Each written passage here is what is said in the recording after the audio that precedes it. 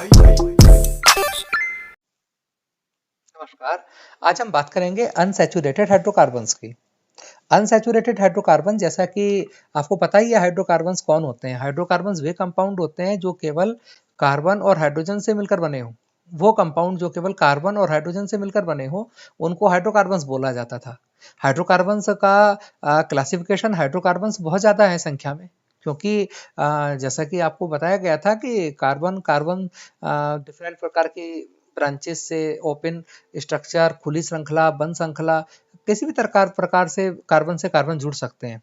Carbon के बीच bonds बहुत सारे बन सकते हैं, क्योंकि कार्बन की वैलेंसी 4 होती है, 4 होती है। और कार्बन कार्बन के बीच सिंगल बॉन्ड भी हो सकता है। कार्बन कार्बन के बीच हम डबल बॉन्ड भी बना सकते हैं। कार्बन कार्बन के बीच ट्रिपल बॉन्ड भी हो सकता है। तो इस प्रकार हाइड्रोकार्बन्स की बहुत ज़्यादा वैरायटी होती है। और जिन हाइड्रोकार्बन्स में कार्बन कार्बन के बीच एक डबल बॉन्ड कम से कम हो, मैं बोल रहा हूँ कम से कम एक डबल बॉन्ड हो, मीन्स ज़्यादा भी हो सकते हैं। जैसे कि एक एग्जांपल देता हूँ मैं। जैसे ये 2 कार्बन है और इन 2 कार्बन को मैंने, तीसरे की मैं बात नहीं करता हूँ अभी, और 2 कार्बन को जोड़ा मैंने। एक कार्बन की 4 वैलेंसी होती है, दोनों कार्बन में मैंने क्या किया, 2 हाइड्रोजन एटम जोड़ दिए, केवल 2। तो इन दोनों कार्बन की 2-2 वैलेंसी तो आ गई, परंतु 2 तो इनकम्प्लीट रह गई ना। इन कार्बन कार्बन के बीच डबल बॉन्ड जोड़ दिया गया, 2 डबल बॉन्ड, डबल बॉन्ड। तो ये C2H4 बना। और इसकी पिक्चर अगर मैं दिखाऊं आपको, तो ये इसकी पिक्चर बैठती है। देखिए आप, थोड़ा रोक देता हूं। देखो, बीच 2 कार्बन है, एक कार्बन की 4 वैलेंसी है, एक कार्बन से 2 हाइड्रोजन एटम जुड़े, इस कार्बन एटम से भी 2 हाइड्रोजन एटम जुड़े। और चूंकि 4 वैलेंसी है, 2 वैलेंसी पूरी करने के लिए मुझे एक डबल बॉन्ड लगाना पड़ा। इस डबल बॉन्ड की वजह से इसे हम बोलेंगे कि ये एल्कीन है। ये एल्कीन है। एल्कीन ग्रुप का पहला सदस्य है, एथिलीन है ये, C2H4। और अर्थात अनसैचुरेटेड हाइड्रोकार्बन में एल्कीन और एल्काइन, एल्कीन वो होगा जिनमें कार्बन कार्बन के बीच, वो कंपाउंड जिनमें कार्बन कार्बन के बीच कम से कम एक डबल बॉन्ड हो, एक से ज्यादा भी हो सकते हैं, ये एथिलीन का है। और इनमें हाइड्रोजन की जो संख्या होती है वो कार्बन की संख्या से दुगनी होती है। अगर कार्बन 2 है तो हाइड्रोजन 4, कार्बन 3 होंगे तो हाइड्रोजन 6, कार्बन 4 होंगे तो हाइड्रोजन 8। और ऐसे में जिसमें कार्बन के बीच डबल बॉन्ड एक आ रहा हो तो उसमें हम ईन शब्द जोड़ेंगे, ईन, एथिलीन। 3 कार्बन होंगे तो प्रोपीन, 4 कार्बन होंगे तो ब्यूटीन, 5 कार्बन होंगे तो पेंटीन। और जहां भी हाइड्रोजन की संख्या, हाइड्रोजन एटम की संख्या कार्बन एटम की संख्या से ठीक दुगनी है, उनके नाम में हम, जब उनका IUPAC नाम हम लिखते हैं, तब हम ईन शब्द का प्रयोग करेंगे, ENE। सबसे पहला एथिलीन, दूसरा प्रोपीन, तीसरा अगला 4 carbon C4H8 butene, C5H10 pentene. इस प्रकार ये श्रृंखला चलती है। और बेसिकली जो ये जो एथिलीन है, इनकी मैंने 3D स्ट्रक्चर आपको दिखा ही दी अभी। और इनका जो बॉन्ड एंगल होता है, पहला मैथेन का बॉन्ड एंगल आपको याद होगा, मैंने 109 डिग्री 28 मिनट 109.5 डिग्री बताया था। परंतु एथिलीन का बॉन्ड एंगल चेंज होगा, और एथिलीन का स्ट्रक्चरल फॉर्मूला जो है वो होगा CnH2n, और बॉन्ड लेंथ होगी 1.34 एंगस्ट्रॉन्ग, और बॉन्ड एंगल होगा 120 डिग्री। मैथेन का 109 डिग्री 28 मिनट था, एल्केन का, और एल्कीन का होगा 120 डिग्री। ये इनका स्ट्रक्चर है। और एक फॉर्मूला और हम बनाकर दिखाते हैं 3 कार्बन का। देखिए वैलेंसी कैसे पूरी करूंगा मैं।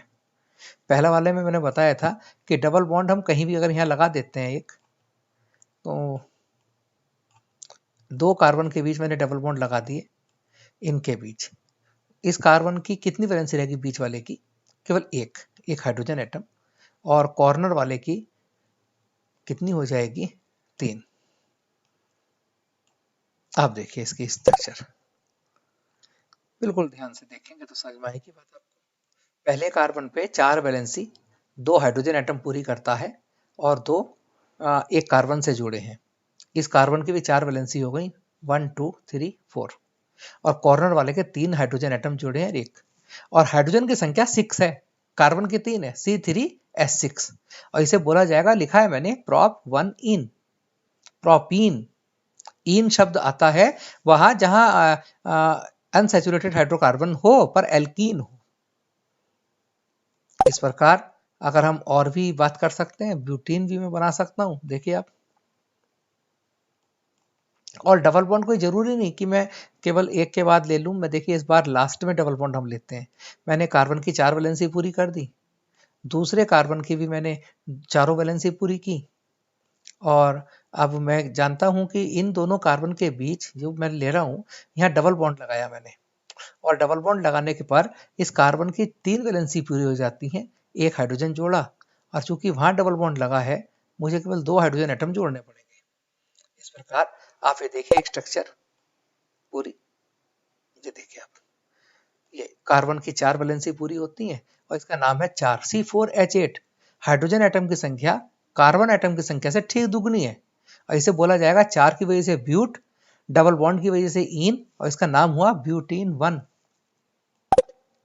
इस प्रकार आज हम एल्कीन की हमने बात की, और एल्कीन का जो बॉन्ड लेंथ है, जो बंध लंबाई है, वो एल्कीन की अपेक्षा कम होता है। और एल्काइंस की हम बात करेंगे, एल्काइंस में क्या होगा, ट्रिपल बॉन्ड होगा। कार्बन कार्बन के बीच अगर ट्रिपल बॉन्ड है, इसे हटा देते हैं और हम कार्बन कार्बन के बीच ट्रिपल बॉन्ड की बात करते हैं। ये तीन बॉन्ड है इनके बीच, एक हाइड्रोजन हमने इस पे लगाया, यहाँ पर एक यहाँ लगा दिया, हमारी संरचना पूरी हो गई। इसे आइन बोलेंगे, एसिटिलाइन, आइन C2H2। और एसिटिलीन में जितने भी एल्काइन हैं उन सब में कार्बन कार्बन के बीच ट्रिपल बॉन्ड एक होना चाहिए, कम से कम एक, 2 भी हो सकते हैं, 3 भी हो सकते हैं। और इसमें हाइड्रोजन एटम की जो संख्या होती है वो हमेशा कार्बन की संख्या से दुगने से 2 कम होती है। याद कर लीजिए, एल्केन में हाइड्रोजन एटम की संख्या कार्बन की संख्या से दुगने से 2 ज्यादा, एल्कीन में ठीक दुगना, और एल्काइन में दुगने से 2 कम। एल्केन का जनरल फॉर्मूला होगा CnH2n+2, एल्कीन का जनरल फॉर्मूला होगा CnH2n, और एल्काइन का जनरल फॉर्मूला होगा CnH2n-2। और एसिटिलीन ज़्यादा क्रियाशील होती है, बहुत ज़्यादा रिएक्टिव होती है, अपेक्षाकृत जितने एल्काइन हैं वो ज़्यादा क्रियाशील होते हैं। और alkyne have the strongest bond and band enthalpy. इस बॉन्ड को तोड़ने के लिए, ब्रेक करने के लिए हमें बहुत ज़्यादा एनर्जी की आवश्यकता होती है, और इसमें हाइड्रोजन आयन जो होता है, हाइड्रोजन जो होता है वो एसिटिक भी होता है। आप और एग्जाम्पल भी ले सकते हैं, कोई ज़रूरी नहीं कि केवल 2 ही कार्बन वाला एसिटिलीन आयन हो, और भी हो सकते हैं। देखिए आप, एक कार्बन, दूसरा कार्बन लिया मैंने, तीसरा भी लिया, मैं चौथा भी ले लेता हूँ साथ साथ। अब देखते हैं हम क्या होता है कि मैंने माना पहले 2 कार्बन के बीच यहाँ ट्रिपल बॉन्ड है, तो ट्रिपल बॉन्ड का मतलब है कि पहले वाले पे केवल एक ही H जुड़ेगा, इसकी 4 वैलेंसी पूरी हो जाती है। क्योंकि इसका ट्रिपल बॉन्ड है एक साइड और दूसरी साइड सिंगल बॉन्ड है, तो इस पर कोई हाइड्रोजन एटम नंबर 2 वाले पर आने वाला नहीं है। तीसरे पर क्या है, दोनों तरफ सिंगल बॉन्ड है, तो 2 हाइड्रोजन एटम आ सकते हैं, ना। और जो बाहर वाला आइटम है उससे क्योंकि एक कार्बन जुड़ा है, वो भी सिंगल बॉन्ड से, तो इसकी 4 वैलेंसी पूरी करने के लिए मुझे 3 हाइड्रोजन एटम तो इसे खिलाने ही पड़ेंगे। और आप देख लीजिए ऊपर नाम भी लिखा आ गया, ब्यूटाइन, आइन, YNE। और YNE वहां आएगा जहां पर कार्बन कार्बन के बीच एक ट्रिपल बॉन्ड अवश्य हो। आप देख लीजिए ट्रिपल बॉन्ड होगा जरूर, ये रहा, ये ब्यूटाइन एक है।